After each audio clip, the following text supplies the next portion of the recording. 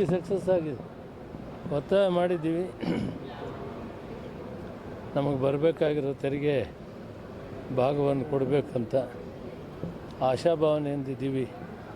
ಅರ್ಥ ಮಾಡ್ಕೊಂಡಿರ್ತಾರೆ, ಕಾನೂನುಬದ್ಧವಾಗಿ ಕೊಡಬೇಕಾಗಿರೋದನ್ನು ಕೇಳಿದ್ದೀವಿ, ಕೊಡ್ತಾರೆ ಅಂತ ಆಶಾಭಾವನೆಯಿಂದಿದ್ದೇವೆ. ಸರ್, ಈಗ ಕಾಂಗ್ರೆಸ್ ಅವರು ದೇಶವನ್ನು ಇಬ್ಬರಿಸುವಂಥ ವಾತಾವರಣ ಸೃಷ್ಟಿ ಮಾಡ್ತಾ ಇದೆ ಅಂತ ಮೋದಿ ಅವರೇ ಒಂದು ವಾಗ್ದಾಳಿ ಮಾಡಿದ್ದಾರೆ ಸರ್ ರಾಜ್ಯಸಭೆಯಲ್ಲಿ. ಅದಕ್ಕೆ ಅವರೇ ಕಾರಣ ಆಗ್ತಾರೆ. ಅಂಥದ್ದೇನಾದರೂ ಆದರೆ ಅದು ಅವರೇ ಕಾರಣ ಆಗ್ತಾರೆ. ನಾವು ಈ ದೇಶಕ್ಕೆ ಸ್ವಾತಂತ್ರ್ಯವನ್ನು ಕೊಟ್ಟಿರುವಂಥ ಪಾರ್ಟಿ ಯಾವ ಕಾಲಕ್ಕೂ ಕೂಡ ದೇಶವನ್ನು ಇಬ್ಬಾಗ ಮಾಡೋದಿಲ್ಲ. ಈಗ ಎಲ್ಲರಿಗೂ ಒಂದೇ ನನ್ನ ದೇಶ ನನ್ನ ತೆರಿಗೆ ನನ್ನ ಹಣ ಯಾವ ಭಾಷೆ ಇದು ಅಂತ ಒಂದು ವ್ಯಂಗ್ಯವಾಗಿ ಮಾತಾಡ್ತಾರೆ. ಹೌದು, ನಮಗೆ ತೆರಿಗೆ ಮತ್ತು GST ಕೊಡ್ತಾ ಇದ್ದೀವಿ. ಅದರಲ್ಲಿ ನಮಗಿಷ್ಟು ಭಾಗ ಬರಬೇಕು ಅಂತಿದೆ, ಆ ಭಾಗ ಬಂದಿಲ್ಲ. ಅಭಾವದ ಪರಿಸ್ಥಿತಿಯಲ್ಲಿ ಅವರೇ ಎಕ್ಸ್ಪರ್ಟ್ ಕಮಿಟಿಗೆ ಕಳಿಸಿ ರಿಪೋರ್ಟ್ ಆಗಿ 3-4 ತಿಂಗಳಾದರೂ ಕೂಡ ಹಣವನ್ನು ಕೊಟ್ಟಿಲ್ಲ.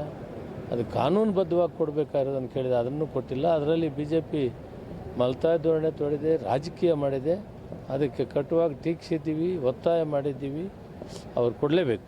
ಸರ್, ಈಗ ಕೇಂದ್ರ ಸರ್ಕಾರ ಹಣಕಾಸು ಸಚಿವರೇ ಹೇಳ್ತಾರೆ ನಾವು GST 1 ಪೈಸೆನೂ ಬಾಕಿ ಉಳಿಸ್ಕೊಳ್ಳಿಲ್ಲ, ಅದು ಸುಳ್ಳು ಆರೋಪವನ್ನು ಮಾಡಿ ಚುನಾವಣೆಗೋಸ್ಕರ ಗಿಮಿಕ್ ಮಾಡ್ತಾ ಇದ್ದಾರೆ ಕಾಂಗ್ರೆಸ್ ಅವರು ಅಂತೇಳಿ ಒಂದು ಮಾತನಾಡ್ತಾರೆ ಸರ್. ನಾವೆಲ್ಲ ಡೆಲ್ಲಿಗೆ ಹೋಗೋ ಕೆಲಸ ಇಲ್ಲ. ದುಡ್ಡು ಕೊಟ್ಟಿದ್ರೆ ಆರಾಮಾಗಿದ್ದೇವೆ ಇಲ್ಲೇ. ನಾವು ದುಡ್ಡು ಅವ್ರು ಕೊಟ್ಟಿಲ್ಲ, ನಮಗೇನು ಬೇರೆ ಕೆಲಸ ಇಲ್ವಾ?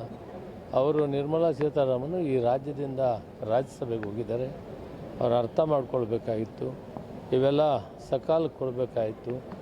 ಫೆಡರಲ್ ಸ್ಟ್ರಕ್ಚರ್ನಲ್ಲಿ ಸ್ಟೇಟ್ಗಳಿಗೆ ಏನೇನು ಸಲ್ಲಬೇಕು ಅದನ್ನು ಕೊಡೋದು ಅವ್ರದ್ದು ಕರ್ತವ್ಯ ಆಗಿರ್ತದೆ. ಅದರಲ್ಲಿ ಸಂಪೂರ್ಣ ವಿಫಲವಾಗಿದ್ದಾರೆ. ಸರ್, ಈಗ 29 ರೂಪಾಯಿಗೆ ಅಕ್ಕಿ ಕೊಡ್ಲಿಕ್ಕೆ ಮುಂದಾಗಿರೋದು ಗುಣಮಟ್ಟದ ಅಕ್ಕಿ. ಅದು ಕೆಲವು ಮಟ್ಟಿಗೆ ಅದು ರಾಜಕೀಯವಾಗಿ ನಾವೇನು ಗ್ಯಾರಂಟಿಗಳು ಕೊಟ್ಟಿದ್ದೀವಿ ಅದಕ್ಕಿಂತ ಒಂದು ಹೆಜ್ಜೆ ಹೋಗಿ ಮುಂದೆ ಹೋಗಿ ಕೊಡಬೇಕಂತ. ಯಾರು ಗ್ಯಾರಂಟಿಗಳು ಸರಿಯಿಲ್ಲ ಅಂತ ಹೇಳ್ತಿದ್ದವರು ಇವರು ಅವರೇ ಗ್ಯಾರಂಟಿ ನಮಗಿಂತ ಒಂದು ಹೆಜ್ಜೆ ಮುಂದೆ ಆಗಿದ್ದಾರೆ. ಅದು ಬಡವರಿಗೆ, ಸಾಮಾನ್ಯ ಜನಕ್ಕೆ ಅನುಕೂಲ ಆಗೋದಾದರೆ ಒಳ್ಳೆಯದಾಗಲಿ. Thank you.